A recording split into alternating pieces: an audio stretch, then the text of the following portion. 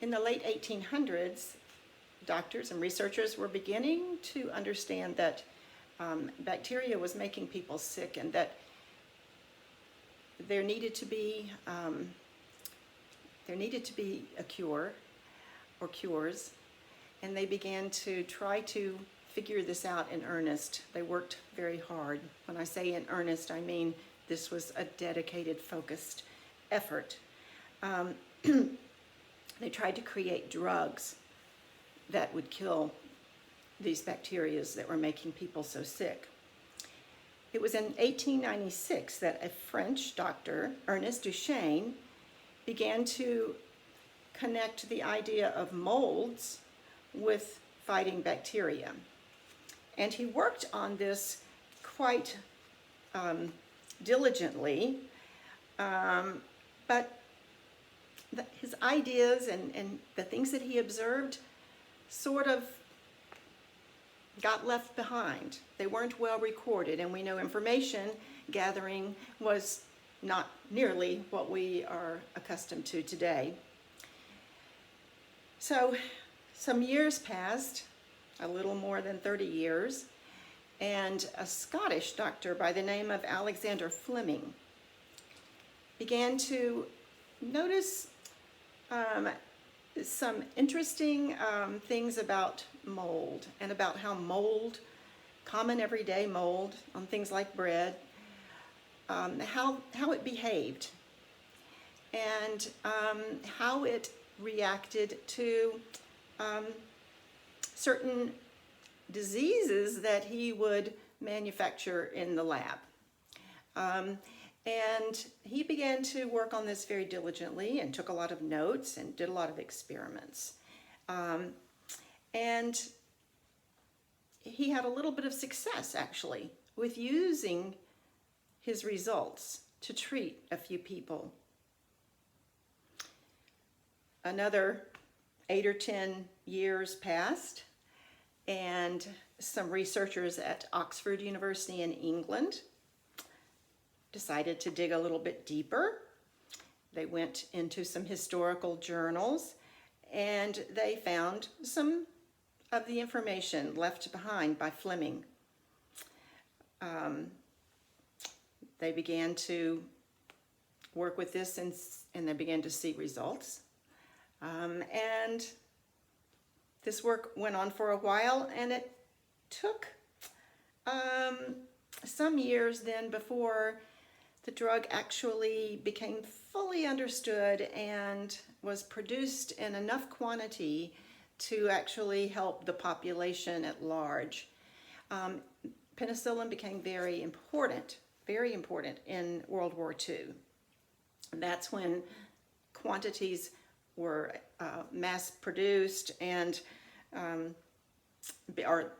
beginnings of mass production, not on a level that would be considered mass production today, but at that time. But it was still well into the 1940s before you had penicillin readily available around the globe, and for its magic to really impact the global society. So I hope that you will enjoy reading about this drug that you are so familiar with, but I think sometimes we fail to appreciate the amount of time and the focus and the energy that the early physicians had to give in order to make their discoveries. Today we have hundreds of thousands, if not millions, of scientists and researchers and doctors all around the globe working on cures for so many different types of disease. And there is constant information gathering and sharing going on, and constant new discoveries and constant new drugs being produced. We're certainly all very anxious for that kind of work to reveal something very good about the current pandemic. And I think there's great progress already being made. And I think it will largely depend on this wonderful sharing of ideas that has become the way that that we communicate around the world now through our technology. So I think it's we are living in a time that if there's ever been hope for a vaccine, for a cure, that this is an amazing time to be alive.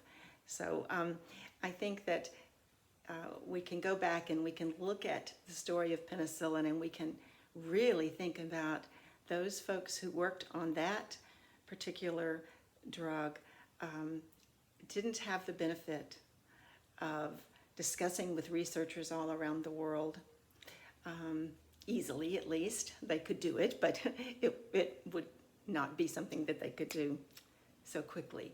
They also had to have a great deal of patience, something that many of us could use more of. They had to be extremely focused because you have to stay with something for so long and keep working and working and working. And if you're not seeing results, that must be extremely difficult. So I think that my appreciation for this miracle medication is greater than it's ever been before. So I thought that you would enjoy this article, that the vocabulary would hopefully be meaningful and useful to you. There will be some multiple choice items that you may look at. There will be some true false, I think, some things of that sort that I would encourage you to do if you have the time and feel like doing that. There are also 4 discussion questions. And I would like for you, as you continue to keep your writing skills going, I would love for you to answer those in a notebook. Maybe not all of them, but choose one that is of interest to you. And it doesn't need to be a long answer, but just write some thoughts. Keep your writing skills going. And you don't need to submit those to me right now. This is your personal work, but just wanted you to know to look for that in the document that I'm going to send the link to you to view. So I hope that that is an enjoyable exercise for you. All right, we're going to switch gears again, and I'm going to begin doing a unit with you on writing. We're going to start with informational writing and just discuss process. The writing process is multi-step, as you know, and we want to look a little more closely at how we can organize and structure writing for a satisfactory completion of a informational piece that we might do. Informational writing doesn't always have to be formal. It can be the kind of sharing of information that we might do via social media, or writing instructions for a family member or a friend about something that we want them to understand. So informational writing can take so many forms. It can be how-to, it can be just explaining something in detail. It can be sharing of news that we want to pass along. All sorts of informational writing. I'd like to begin by talking about organizing for writing. This step is probably one of the easiest steps, but it's the one that's most often overlooked by writers of all ages. It's easy to overlook it because you think, oh, I know what I want to say. I know I want to tell this and this and this. And I'm just going to start writing. Certainly there is value to taking a pen or paper in hand and just getting your thoughts down. That is a valuable thing to do, and I don't discourage it.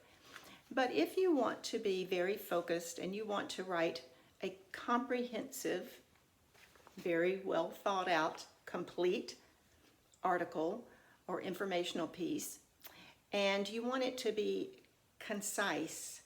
You want it to say what it needs to say without going way off topic. Then the best thing for you to do is to use an informational organizer.